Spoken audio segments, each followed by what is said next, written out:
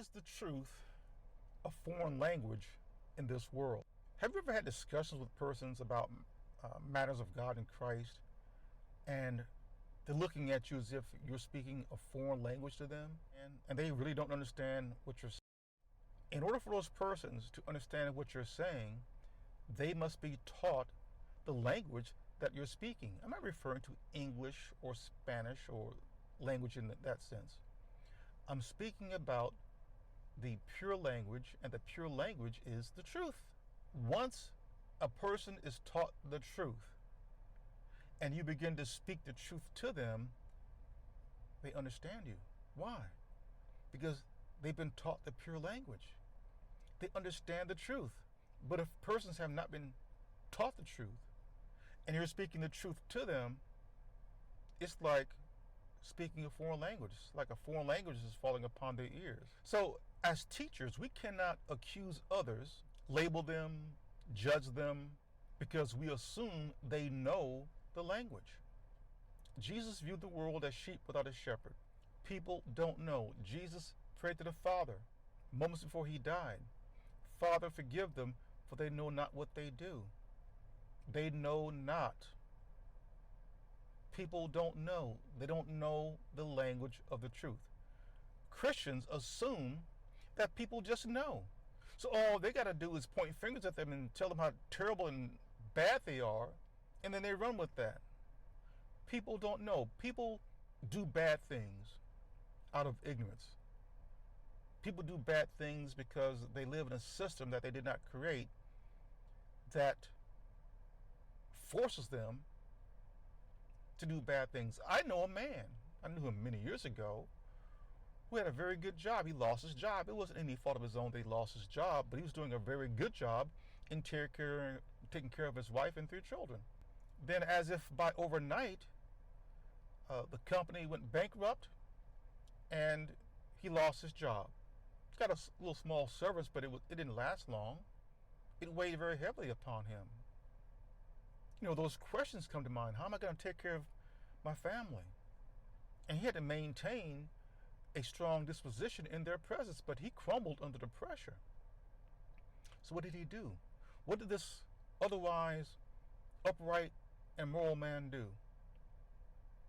He would see the hunger in the eyes of his children, crying, going to bed hungry. So what did he do? He stole several loaves of bread and some butter, something he normally would not do. Why? Because he couldn't bear seeing his children crying, saying that they're hungry.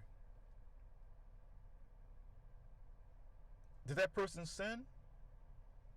Or did the system in which he lived in, and we're in it right now here in the United States, do that to him?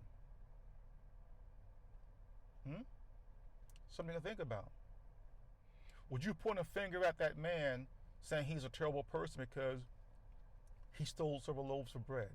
If he didn't provide bread to his children, they would grow hungry, perhaps get sick, and maybe die. Then what? He's a murderer? So we live in a system that forces people to do things that they otherwise wouldn't do. Now, yes, it's that criminal element where they don't fall in that category. They do bad things because it's not a matter of morality with them. It's a matter of what they can get away with. And if they can get away with it, they're going to do it. And those types of persons are not just persons who are in the streets. These are persons who also wear suits, who sit in board meetings, politicians, corporate senior level managers. So we must not assume that persons that we encounter in everyday life know the pure language of the truth. We must teach them, not preach to them, but teach them the truth, so that when we speak the truth, as Christ teaches, because Christ is the truth, then they'll understand what we're saying.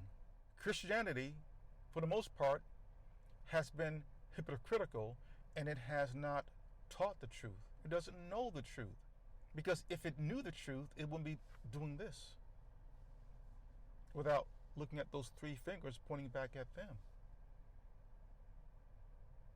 They would be loving considerate, kind, patient, the fruit of the Spirit.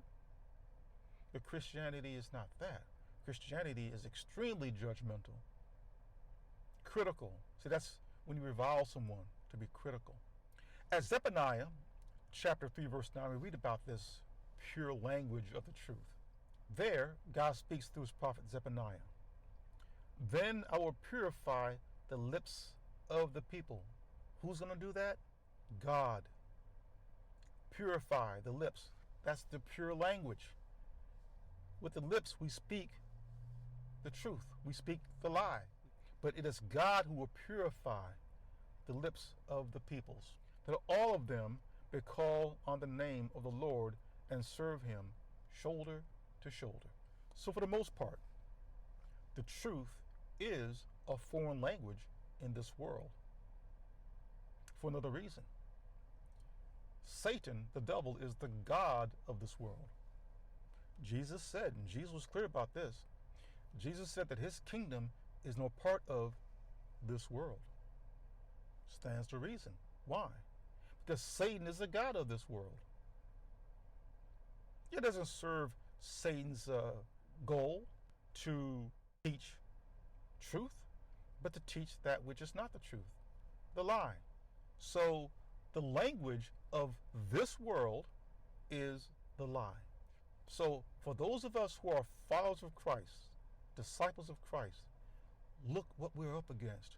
If we speak the pure language of the truth, we are a small voice up against the many out there who think that they're speaking the truth or the pure language, which is the truth, but they're not. They're speaking the lie.